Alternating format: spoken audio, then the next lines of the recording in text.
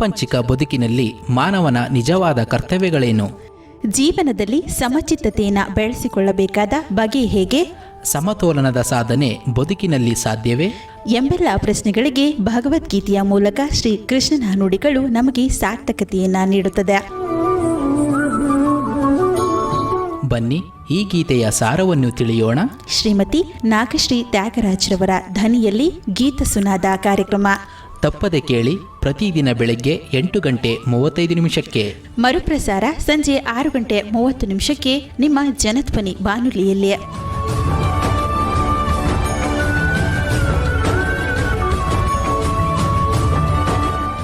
ಓಂ ಶ್ರೀ ಕೃಷ್ಣ ಪರಬ್ರಹ್ಮಣೇ ನಮಃ. ಶ್ರೀಮದ್ಭಗವದ್ಗೀತಾ. ಜನಧ್ವನಿಯ ಸಮಸ್ತ ಶ್ರೀಕೃಷ್ಣನ ಭಕ್ತರಿಗೆ ನಮಸ್ಕಾರಗಳು.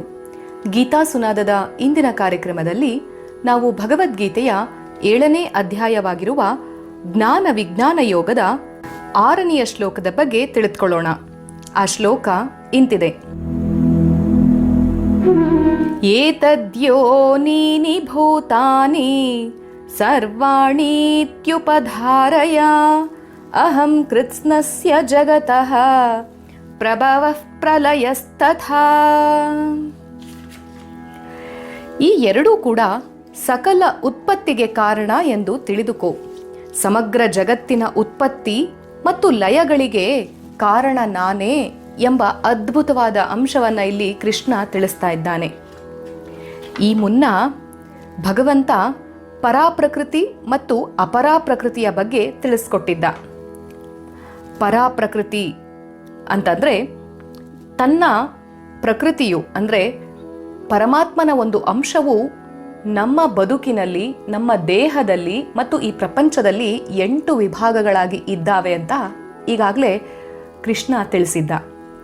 ಭೂಮಿ, ನೀರು, ಅಗ್ನಿ, ವಾಯು, ಆಕಾಶ, ಮನಸ್ಸು, ಬುದ್ಧಿ ಮತ್ತು ಅಹಂಕಾರ ಇವು ನನ್ನ ಪ್ರಕೃತಿಯ 8 ವಿಧದ ವಿಭಿನ್ನ ರೂಪಗಳು ಅಂಥೇಳಿ ಹೇಳಿದ್ದ. ಸ್ಥೂಲ ಶಕ್ತಿ ಮತ್ತು ದ್ರವ್ಯ, ಮ್ಯಾಟರ್ ಆ್ಯಂಡ್ ಎನರ್ಜಿ ಅಂತ ಏನು ಹೇಳ್ತೀವಿ ನಾವು, ಅದನ್ನು ನಾವು ಪರಾಪ್ರಕೃತಿ ಅಂತ ಹೇಳ್ತೀವಿ. ಇನ್ನು ಚೈತನ್ಯಾತ್ಮಕವಾಗಿರುವಂಥದ್ದು, ಚಿದ್ರೂಪದಲ್ಲಿರುವಂಥದ್ದು ಅಪರಾಪ್ರಕೃತಿ ಅಂತ ಹೇಳ್ತೀವಿ. ಹಾಗಾಗಿ ಈ ಪರಾಪ್ರಕೃತಿ ಆಗಿರಬಹುದು ಮತ್ತು ಅಪರಾಪ್ರಕೃತಿ ಆಗಿರಬಹುದು, ಇವೆರಡರ ಉತ್ಪತ್ತಿಗೂ ಕೂಡ ನಾನೇ ಕಾರಣ ಅಂಥೇಳಿ ತಿಳಿದುಕೋ. ಈ ಪ್ರಪಂಚದಲ್ಲಿ ನಾವು ಏನನ್ನು ನೋಡುತ್ತೇವೆಯೋ ಅವುಗಳೆಲ್ಲ ಅದು ದ್ರವ್ಯ ರೂಪದಲ್ಲಿಯೇ ಇರಲಿ, ಸಸ್ಯ ರೂಪದಲ್ಲಿಯೇ ಇರಲಿ, ಪ್ರಾಣಿ ರೂಪದಲ್ಲಿಯೇ ಇರಲಿ, ವಸ್ತು ರೂಪದಲ್ಲಿಯೇ ಇರಲಿ, ಅವು ಏನೇ ಇದ್ರೂ ಕೂಡ ಅವೆಲ್ಲ ಬಂದಿರುವಂಥದ್ದು ಭಗವಂತನ ಪರ ಮತ್ತು ಅಪರಾಪ್ರಕೃತಿಯ ಸಂಯೋಗದಿಂದ. ಅಂದರೆ ಪಂಚಭೂತಗಳು, ಮನಸ್ಸು, ಬುದ್ಧಿ, ಅಹಂಕಾರ ಇವೆಲ್ಲವುಗಳು ಕೂಡ ಪ್ರಪಂಚವನ್ನೆಲ್ಲ ವ್ಯಾಪಿಸಿರುವಂತಹ ಚೈತನ್ಯಾಂಶ. ಇವೇ ಭಗವಂತನ ಆಲಯ ಎಂದಂತೆ ಆಯಿತು. ಇಲ್ಲೆಲ್ಲ ಅವನೇ ಇರುವಂಥವನು. ಅದೊಂದು ಸಣ್ಣ ಕಣವಾಗಬಹುದು ಅಥವಾ ಈ ಪೃಥ್ವಿಯಂತಹ ದೊಡ್ಡ ಗ್ರಹವಾಗಿರಬಹುದು ಅಥವಾ ಒಂದು ಸಣ್ಣ ಕೀಟವಾಗಬಹುದು. ವಿಚಾರ ಅನ್ನುವಂಥದ್ದು ಪ್ರವರ್ಧಮಾನಕ್ಕೆ ಬಂದ ಮನುಷ್ಯನಾಗಿರಬಹುದು. ಇದರ ಹಿಂದೆ ಎಲ್ಲವೂ ಕೂಡ ಪರಮಾತ್ಮನೇ ವ್ಯಾಪಿಸಿದ್ದಾನೆ. ಹಾಗಾಗಿ ಹಿಂದೆ ಇರುವಂತಹ ಈ ಪ್ರಪಂಚದಲ್ಲಿ ವ್ಯಾಪಿಸಿರುವಂತಹ ಪರಮಾತ್ಮನೇ ಈ ಪ್ರಪಂಚವನ್ನ ಸೃಷ್ಟಿಸ್ತಾನೆ, ಅವನೇ ಪಾಲಿಸುತ್ತಾನೆ, ನಂತರ ಪುನಃ ಅವನೇ ಸಂಹಾರ ಮಾಡುತ್ತಾನೆ. ನಾವು ಅದನ್ನೇ ಗಾಡ್ ಅಂತ ಹೇಳುವಂಥದ್ದು. GOD. ಜಿ ಅಂದರೆ ಜನರೇಟರ್ ಅಂದರೆ ಸೃಷ್ಟಿಕರ್ತ, O ಅಂದರೆ ಆರ್ಗನೈಸರ್ ಪಾಲಿಸುವವನು ಅಥವಾ ವ್ಯವಸ್ಥಿತಗೊಳಿಸುವಂಥವನು, ಇನ್ನು D ಅಂದರೆ ಡಿಸ್ಟ್ರಾಯರ್ ಸಂಹರಿಸುವವನು ಅಥವಾ ನಾಶ ಮಾಡುವಂಥವನು. ಹೀಗೆ ಸೃಷ್ಟಿ, ಸ್ಥಿತಿ, ಲಯ 3 ಅಂಶಗಳನ್ನು ನಾವು ಬ್ರಹ್ಮ, ವಿಷ್ಣು, ಮಹೇಶ್ವರ ಅಂತ ಹೇಳಿ ಭಾಗ ಮಾಡ್ತೇವೆ. ಬ್ರಹ್ಮ ಸೃಷ್ಟಿಕರ್ತನಾದರೆ ವಿಷ್ಣು ಸ್ಥಿತಿಕಾರಕ, ಇನ್ನು ಶಿವ ಈಶ್ವರ ಲಯಕಾರಕ ಅಂತ ಹೇಳ್ತೇವೆ. ಆದರೆ ಈ 3 ವಿಭಿನ್ನ ಕಾರ್ಯಕರ್ತವ್ಯಗಳ ಹಿಂದೆ ಇರುವಂಥದ್ದು ಒಬ್ಬನೇ ಪರಮಾತ್ಮ. ಈ 3 ಕ್ರಿಯೆಗಳ ಹಿಂದೆಯೂ ಅವನೊಬ್ಬನೇ ಇರುವವನು, ಅವನಿಗೆ ನಾವು ಭಗವಂತ ಅಂತ ಹೇಳುವಂಥದ್ದು. ಅವನು ಸೃಷ್ಟಿಯ ಹಿಂದೆ ಎಷ್ಟು ಇರುವನೋ ಪಾಲನೆಯ ಹಿಂದೆಯೂ ಕೂಡ ಅಷ್ಟೇ ಇರ್ತಾನೆ, ಹಾಗೆ ಸಂಹಾರದ ಹಿಂದೆಯೂ ಕೂಡ ಅಷ್ಟೇ ಇರ್ತಾನೆ. ಈ ಮೂರು ಕ್ರಿಯೆಗಳು ಯಾವುದು ಕೂಡ ಪಕ್ಷಪಾತವಾಗೋದಿಲ್ಲ, ಭೇದ ಭಾವವನ್ನು ಎಳಿಸೋದಿಲ್ಲ. ಹೇಗೆ ಸೃಷ್ಟಿಯಾಗುತ್ತೋ ಹಾಗೆ ಸ್ಥಿತಿಯಾಗಿ ಪಾಲನೆಯಾಗುತ್ತೆ, ಅಷ್ಟೇ ಸಂಹಾರವೂ ಕೂಡ ಆಗುತ್ತೆ. ಯಾವುದೇ ಪಕ್ಷಪಾತವಿಲ್ಲದೆ ನಡೆಯುವಂಥ ಈ ಮೂರು ಕಾರ್ಯಗಳು ಭೇದ ಭಾವವೆಣಿಸದೆ ನಿಶ್ಚಲವಾಗಿ ನಿಶ್ಚಿಂತೆಯಿಂದ ಸಾಗ್ತಾ ಹೋಗುತ್ತೆ ಅಂತ ಹೇಳಿ ಕೃಷ್ಣ ಇಲ್ಲಿ ತಿಳಿಸ್ತಾ ಇದ್ದಾನೆ. ಹಾಗಾಗಿ ಪರಾ ಮತ್ತು ಅಪರಾ ಪ್ರಕೃತಿಗಳೇ ಬಹುರೂಪ ಪ್ರಪಂಚದ ಸೃಷ್ಟಿಗೆ ಕಾರಣ. ಪ್ರಕೃತಿಯ ವಿನಃ ಪುರುಷನಿಗೆ ವ್ಯಕ್ತಗೊಳ್ಳುವ ಅವಕಾಶ ಸಿಗುತ್ತಿರಲಿಲ್ಲ. ಅದೇ ರೀತಿ ಪ್ರಕೃತಿಗೆ ಪುರುಷನ ವಿನಃ ಏನೂ ಮಾಡಲು ಸಾಧ್ಯವಿಲ್ಲ. ಉದಾಹರಣೆಗೆ ವಿದ್ಯುತ್ ಶಕ್ತಿಯು ಬಲ್ಬಿನ ಮೂಲಕ ವ್ಯಕ್ತಗೊಳ್ಳುವಾಗ ಬೆಳಕನ್ನು ಕೊಡುತ್ತದೆ. ಬಲ್ಬಿನ ಉಪಾಧಿ ಇಲ್ಲದೆ ವಿದ್ಯುತ್ ಶಕ್ತಿಗೆ ಬೆಳಕಿನ ರೂಪದಲ್ಲಿ ವ್ಯಕ್ತಗೊಳ್ಳಲು ಸಾಧ್ಯವಿರ್ತಾ ಇರಲಿಲ್ಲ. ಅದೇ ರೀತಿ ವಿದ್ಯುತ್ತಿನ ವಿನಃ ಬಲ್ಬಿಗೆ ಬೆಳಕನ್ನು ನೀಡಲು ಕೂಡ ಸಾಧ್ಯವಿರ್ತಿರಲಿಲ್ಲ. ಹಾಗಾಗಿ ವಿದ್ಯುತ್ ಶಕ್ತಿಗೆ ಬೆಳಕಿನ ಮೂಲಕ ವ್ಯಕ್ತಗೊಳ್ಳಲು ಬಲ್ಬು ಎನ್ನುವುದು ಒಂದು ಉಪಾಧಿ ಮಾತ್ರ. ಅದೇ ರೀತಿ ಜೀವಶಕ್ತಿಯು ಶರೀರಾದಿ ಉಪಾಧಿಗಳ ಮೂಲಕ ವ್ಯಕ್ತಗೊಳ್ಳುತ್ತೆ. ಹಾಗಾಗಿ ಈ ವಿಚಾರವನ್ನೇ ಮನಸ್ಸಿನಲ್ಲಿಟ್ಟುಕೊಂಡು ಪರಮಾತ್ಮನು ಇಲ್ಲಿ ಹೇಳಿರುವಂಥದ್ದು ಇಷ್ಟೇ. ಇಡೀ ಜಗತ್ತಿನ ಹಾಗೂ ಎಲ್ಲ ಜೀವರಾಶಿಗಳ ಉತ್ಪತ್ತಿಗೆ ಈ ಪ್ರಕೃತಿ ಪುರುಷರ ಸಂಯೋಗವೇ ಕಾರಣ ಅಂತ. ಹಾಗಾಗಿ ಬುದ್ಧಿವಂತ ಕೇಳುಗರಿಗೆ ಇದನ್ನು ಅರ್ಥ ಮಾಡಿಕೊಳ್ಳುವಲ್ಲಿ ಹೆಚ್ಚು ಕಷ್ಟ ಆಗಲಾರದು.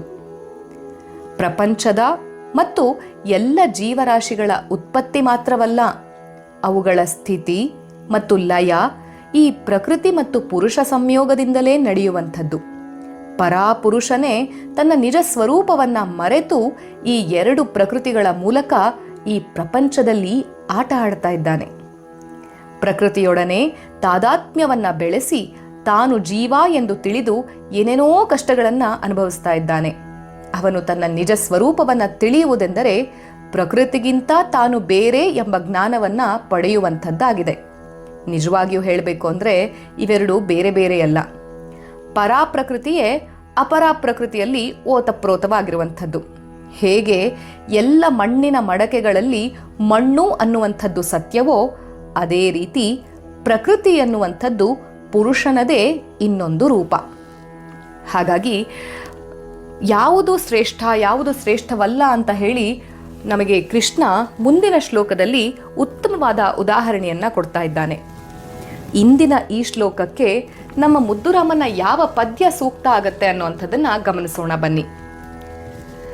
ಯಾರಿದ್ದರೀ ನೆಲದಿ ರವಿತಾರೆ ಶಶಿಯಂತೆ, ಯಾರಿದ್ದರೀ ನೆಲದಿ ರವಿತಾರೆ ಶಶಿಯಂತೆ, ನಿಲ್ದಾಣ ಬಂದಾಗ ಇಳಿವುದ ನಿವಾರ್ಯ, ಈ ನೆಲದ ಸಂಬಂಧ ಕಳಚಿ ನಿಲ್ಲುವುದು ಒಮ್ಮೆ, ಈ ನೆಲದ ಸಂಬಂಧ ಕಳಚಿ ನಿಲ್ಲುವುದು ಒಮ್ಮೆ, ಅವನಿಚ್ಛೆ ಅಂತಿಮವೋ ಮುದ್ದು ರಾಮ, ಅವನಿಚ್ಛೆ ಅಂತಿಮವೋ ಮುದ್ದು ರಾಮ.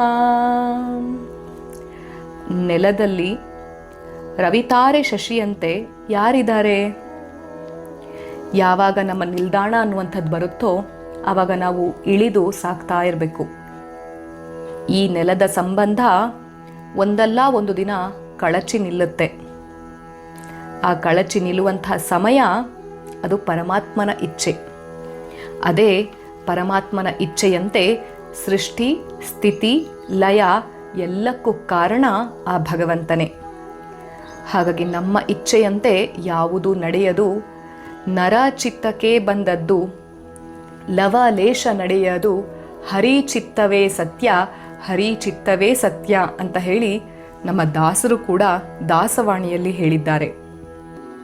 ಹಾಗಾಗಿ ಹರಿಚಿತ್ತ ಅಂದರೆ ಭಗವಂತನ ಚಿತ್ತದಂತೆ ನಾವು ಅವನ ಕಾರುಣ್ಯದಿಂದ ಸಿಕ್ಕಿರುವಂತಹ ಬದುಕನ್ನು ಸಾರ್ಥಕತೆಯಲ್ಲಿ ಮಿಂದೇಳಿಸಿದ್ರೆ ಬದುಕು ಗುರಿಯನ್ನು ತಲುಪುವಲ್ಲಿ, ಪರಮಾತ್ಮನನ್ನು ಸೇರುವಲ್ಲಿ ಮಾರ್ಗವನ್ನು ಸರಿಯಾಗಿ ಹಿಡಿದು ಸಾಕ್ತೇವೆ. ಸದಾಕಾಲ ಭಗವಂತನ ಚಿಂತನೆಯಲ್ಲಿ ಮಾಡುವಂತಹ ಕಾರ್ಯದಲ್ಲಿ ಶ್ರದ್ಧೆ ಇರಲಿ, ಪ್ರಾಮಾಣಿಕತೆ ಇರಲಿ. ಅಂತಹ ಪ್ರಾಮಾಣಿಕವಾದಂತಹ ಕರ್ತವ್ಯಗಳು ಮಾತ್ರ ನಮ್ಮನ್ನು ಸದಾಕಾಲ ಕಾಪಾಡುತ್ತೆ. ಹಾಗಾಗಿ ಅತ್ತ ಕಡೆ ನಮ್ಮ ಚಿತ್ತ ಹರಿಸೋಣ. ಸರ್ವಂ ಶ್ರೀ ಕೃಷ್ಣಾರ್ಪಣಮಸ್ತು. ಶ್ರೀ ಗುರುಭ್ಯೋ ನಮಃ. ಹರಿ ಓಂ.